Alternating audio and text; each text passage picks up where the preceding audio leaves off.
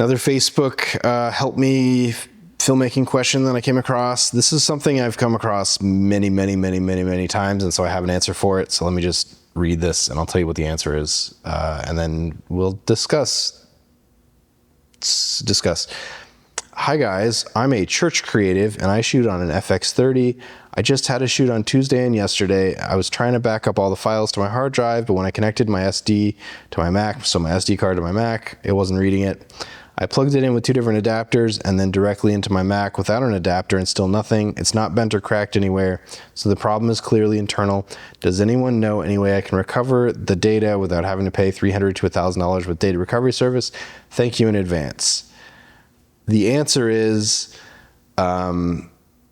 worst case scenario is you send it to a data recovery service and whatever they charge is well worth what you're getting the data off of, or was the data really worth that much to begin with? The other answer is, I've had a lot of situations where I've plugged stuff into a Mac and for some reason the Mac won't read it. And I'll plug it into a PC, and after a couple plugs, the PC will go, oh, there it is, and find it. And so it could be as simple as something about the Mac didn't like that memory card in that moment. And the trick that I found is, going back and forth. So if I can't get it to work in a PC, which is almost never the case, because you can look up into disk utility in the PC, and you can even see it, even if it's not showing up. It'll probably show up. But I've had a lot of situations where I've plugged something into a Mac, not seen it. You plug it into a PC, and either it shows up right away, or you give it a few tries, as many as, I don't know, I'm trying to think of my PA days. I was doing a lot of GoPro wrangling, and I had a Mac Mini on my desk, and then I would have a PC laptop, and I would just go back and forth between them. And eventually, plug it in, and it's almost always the PC would be able to see it. And once the PC could see it, then the Mac could see it. The other thing is, it's possible. Can you format a Sony to do Apple, whatever the Apple format? Probably not, right? That might be a Blackmagic thing. Never mind. If you format a memory card on a Mac, and you don't choose exFAT, you choose Apple's MTB or whatever, then you can only do Apple. I never do that. I always do exFAT specifically so that I can jump back and forth, but also for this kind of problem. In the same way, I don't format anything NTFS, which is Windows proprietary thing, for the same reason, but also because I really don't trust NTFS at all. So exFAT for everything, or whatever the camera does internally. You're gonna have to pay somebody. It is what it is. And honestly, if it's been a while, it's been more than a year. I've had multiple memory cards, especially the micro SD cards, die on me in the last 5 years. It might be an age thing, because the ones I have right now, they're not the highest end, but they're fine. But there's been the micro SD card that is always in my dash cam in my car that's getting used constantly. That thing dies about every year, on the year. I don't get it. And I've gone through dash cams, and it's always been the same thing. But I've had a micro SD card in an audio recorder die. I've had several SD cards die, but usually it's a micro SD card. It's just not, they die. It's a thing that happens. That's kind of why an FX30 has 2 slots, but not really. You just gotta be aware that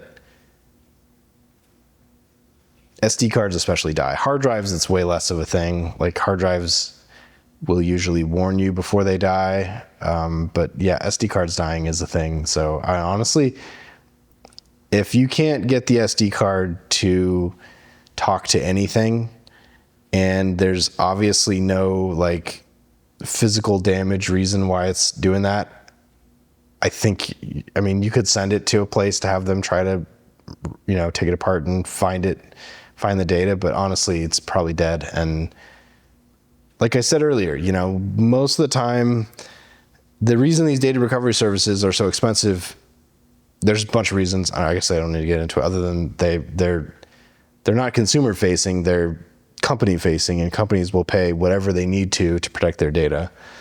So there's that. But also, like, yeah, you're doing some kind of church shoot.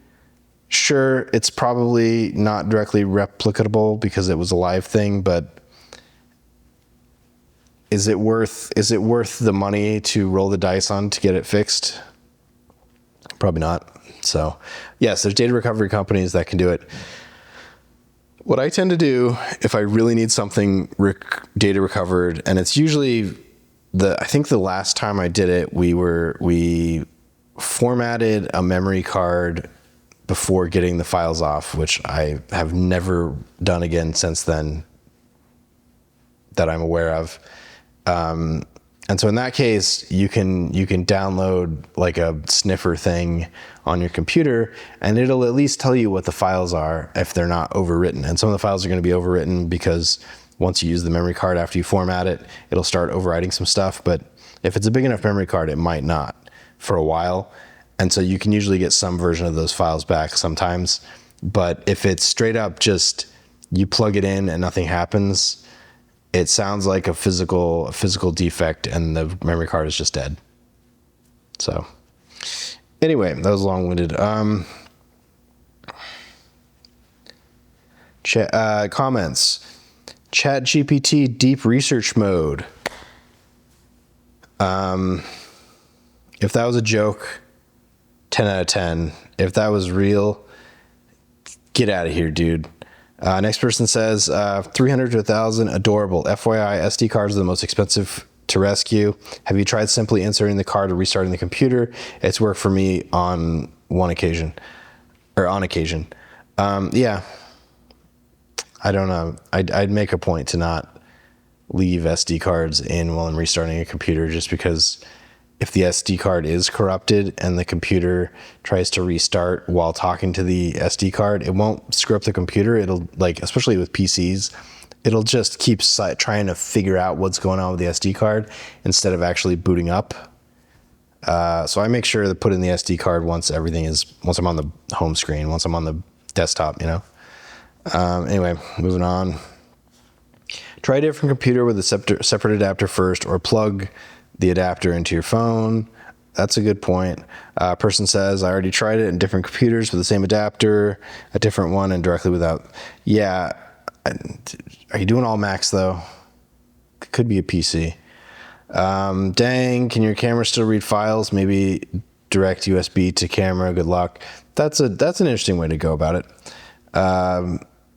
Another person said, I was about to suggest this. Thank you, but no, the camera isn't reading the files. That's interesting. The person says, oh, okay, so I'm glad I read ahead. Does your camera see the files on the SD card inserted? If so, you can connect your camera to USB and transfer. No, it says it can't read it. So it can't read. So the camera says it can't read the card.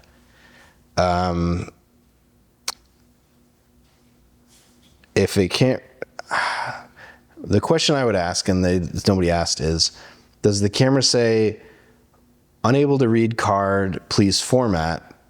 Because isn't that something Sony say? I know other cameras do. I think my Sony has said that before. If it's saying that, then you have a chance. But if it's just saying unable to read card and there's nothing you can do about it, or it won't let you format, everything's grayed out, which I've had happen before. That's it. It's a physical defect, and the card is dead. So, now that's where it died. That was the end of the conversation. So, backing up data, man, oh man. When I was in film school, we played real fast and loose because we were poor, and so investing hundreds of dollars into one hard drive was already a big ask, much less multiple. But redundancy is your best friend, and getting stuff off the card is your best friend. And if you're only recording something that happens once, like a wedding or a live show or whatever, and you're only recording on one memory card, you're taking your life into your hands, you know, it's creatively.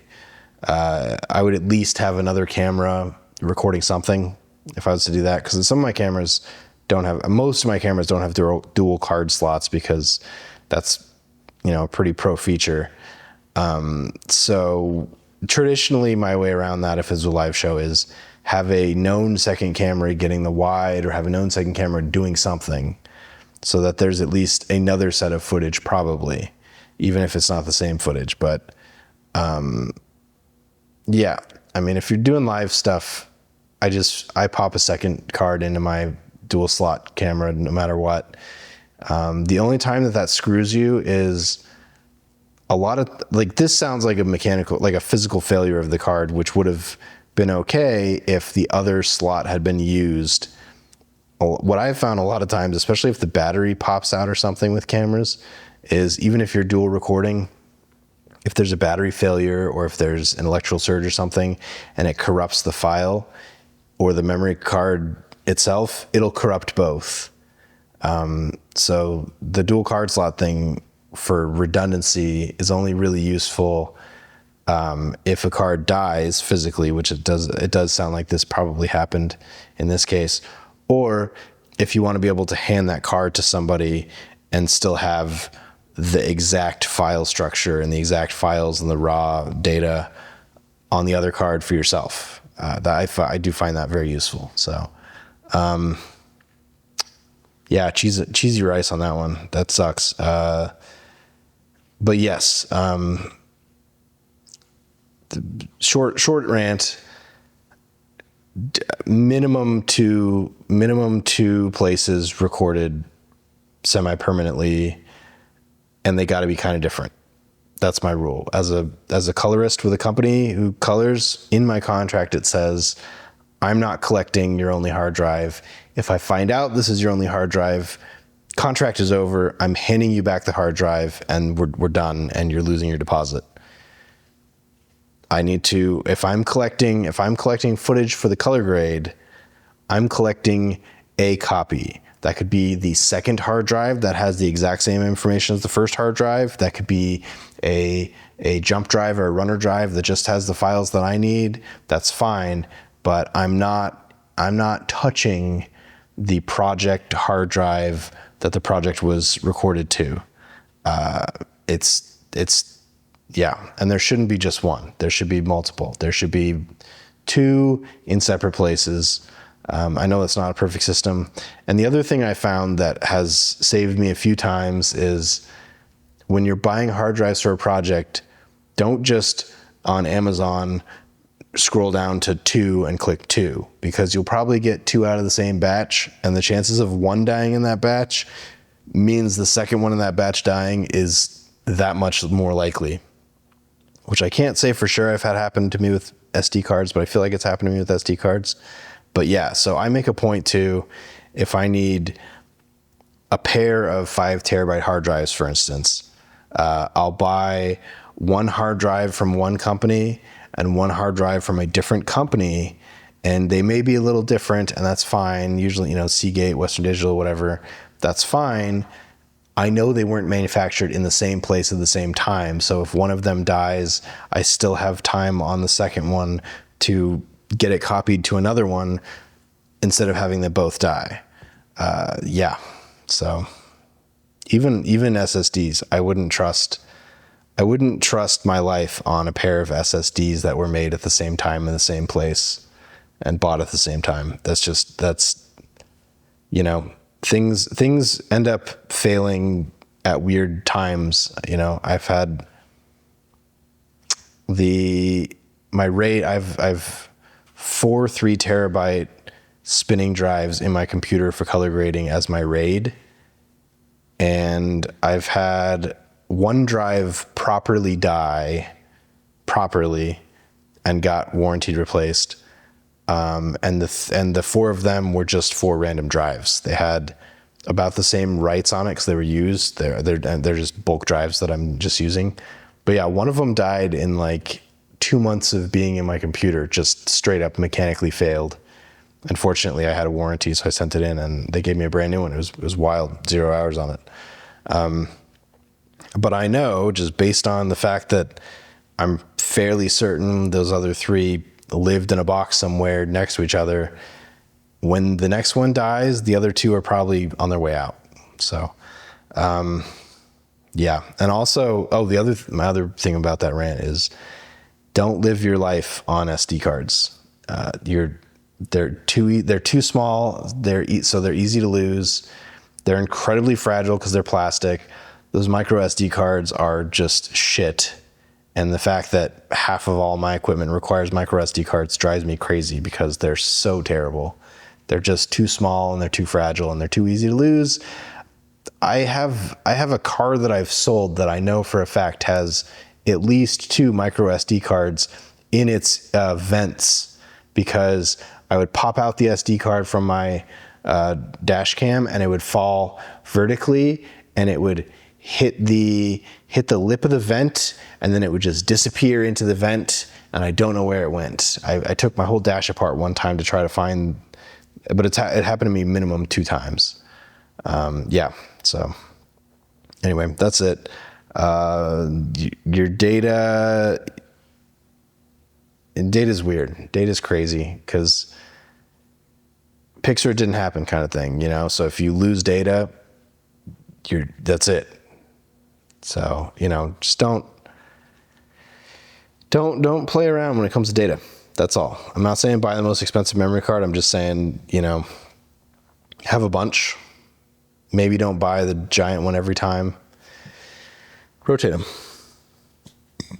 So, and definitely don't just have a giant memory card and just keep adding project after project onto that memory card, especially if it's a memory card, because it'll die. The quality of the materials in the SD cards is not as high as the quality material in hard drives. It's just not. And part of that is because it's so small. So anyway, like, share, subscribe. Catch you next time.